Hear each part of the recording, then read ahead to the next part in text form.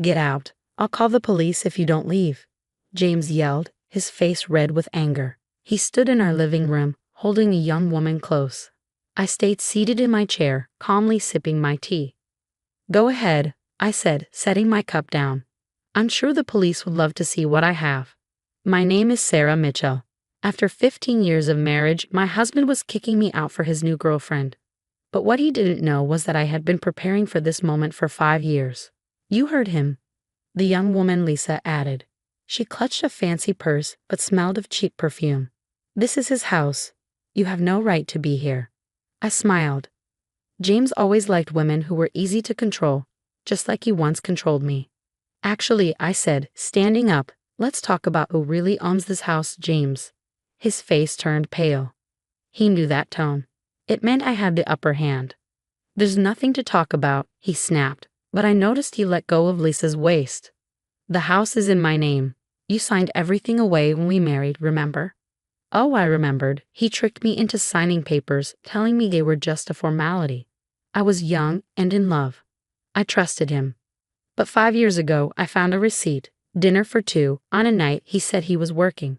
That's when I started watching him closely. I walked to the bookshelf, pulled out a thick book, and opened it. Inside, I had hidden a USB drive and some papers. Funny thing about documents, I said, laying them on the coffee table. They leave trails. Digital, paper, all kinds. James stepped forward, his confidence fading. What are you talking about?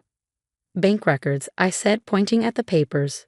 You've been moving our money into secret accounts, buying properties under fake names. I glanced at Lisa, including the apartment you live in. Lisa's eyes widened. James, what is she saying? James didn't answer. He just stared at the papers, realizing he was caught. You spied on me, he growled. I protected myself, I corrected. Did you think I wouldn't notice? The late nights, the secret phones, the fake business trips. I held up another document, and the fake property records. What fake records? Lisa whispered. The ones claiming James owns this house alone. I said. But the real papers say otherwise. Would you like to see them? James lunged to grab the documents, but I stepped back. Careful, I warned. I have copies. Everything is safe with my lawyer. If you try anything, it won't end well for you. You're bluffing, he muttered, but his voice shook. I played a recording on my phone, his voice, loud and clear, talking about hiding money from me. Lisa gasped. 5 years of evidence, James, I said. Would you like to hear the part where you say Lisa is just a tool to avoid losing money in our divorce? Lisa clutched her purse, stepping away from him. What? James was silent, his face twisted with anger and fear. I could see him struggling to figure out what to do next. So, I said, gathering my papers, should we settle this now, or would you prefer to do it with the police present? The room fell silent. Lisa realized she wasn't part of a love story. She was part of a scam. You planned this? James whispered. Yes, I said with a smile. I learned from the best, you. The difference? I took better notes. James sank onto the couch, all his confidence gone. Lisa stood near the door, nervously playing with her purse strap. I don't understand, she said quietly. James told me you were just staying here for now, that you had no legal rights. I almost felt sorry for her. Almost.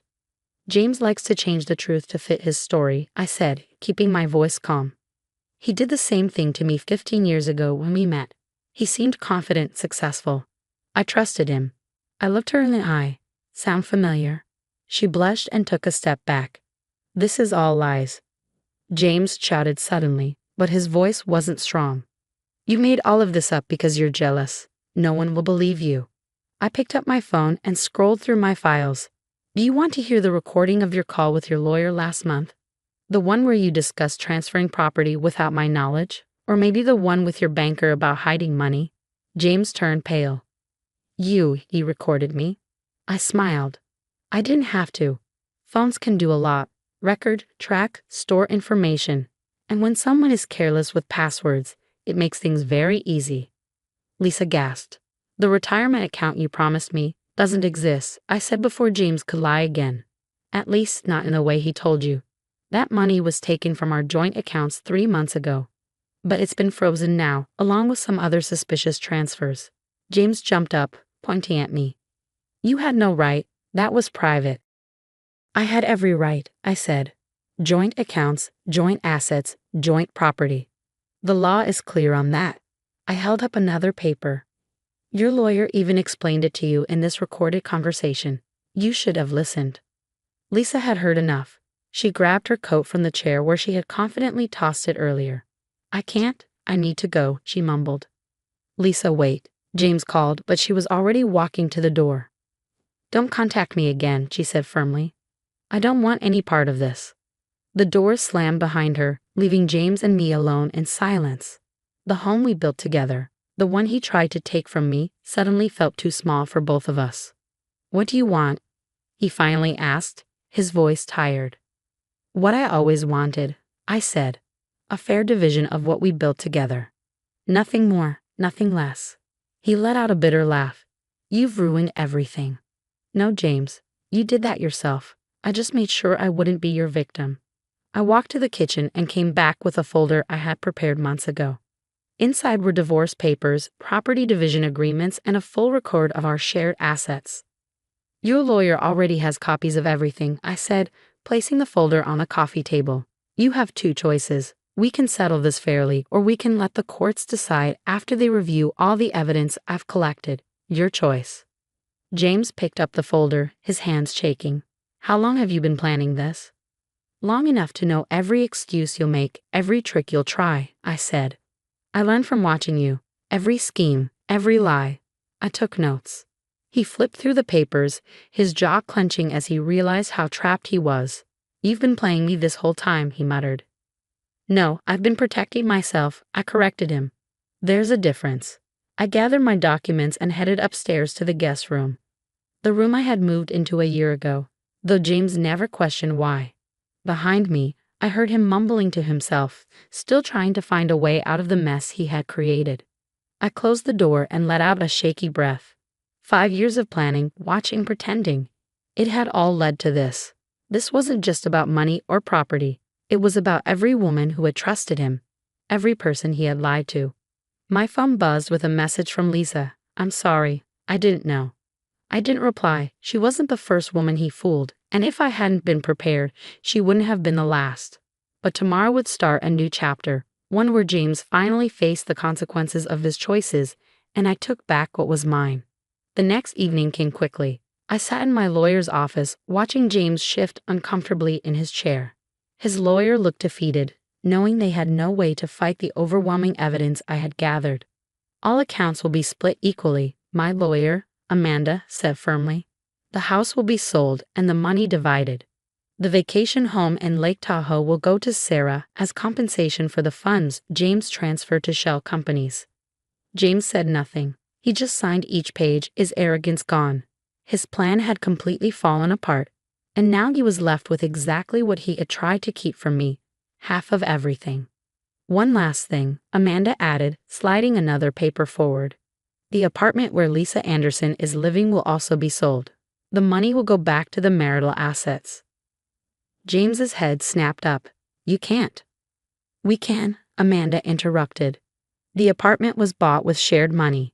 It's all documented. Unless you want to argue this in court. His hand trembled as he signed.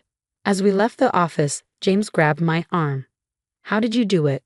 He asked in a low voice. I never even suspected. I gently pulled away. You taught me well, James. You just never thought I'd use those lessons against you. 3 months later, I stood in my new mountain home, bought with my share of the assets. Sunlight streamed through the tall windows, lighting up boxes I still needed to unpack. My phone buzzed with a message from Lisa. The apartment's sold. I found my own place. Thank you for the wake-up call. I smiled. James had planned to use her, but instead, she found the strength to start over. Another text popped up, this one from James's sister, Emma. You did what I've wanted to do for years. He's finally facing the consequences. Mom and Dad are embarrassed by everything he did. Maybe he'll learn. I doubted it, but that wasn't my problem anymore. My only focus now was on the future I had built for myself. The doorbell rang. Amanda, with the final property transfer documents. It's all done, she said, handing them to me. James didn't fight any of it. He knew he had no choice. Not smart, I said. Just trapped. There's a difference. We sat outside, sipping wine on my new deck, overlooking the lake. You know, Amanda said, in all my years as a lawyer, I've never seen someone handle a divorce this perfectly. Most people react with anger. They make mistakes. I thought back to those 5 years, watching, waiting, collecting proof. Patience is more powerful than revenge, I said. James never understood that. Later that night, as I unpacked, I found an old wedding photo of us. We looked so happy back then, unaware of what was coming. But I felt no anger now, only gratitude for the lessons I had learned. My phone buzzed. A message from James. I underestimated you. I'm sorry. I didn't reply. I didn't need to. I had my freedom, my fair share, and the quiet satisfaction of knowing I had outsmarted the man who thought he could leave me with nothing. I looked out at the sunset over the lake and raised my wine glass. Here's to patience, to careful planning, and to justice served cold. Some might call it revenge, but I called it taking back what was mine. James had taught me that, just not in the way he intended. And in the end, that was his greatest gift to me.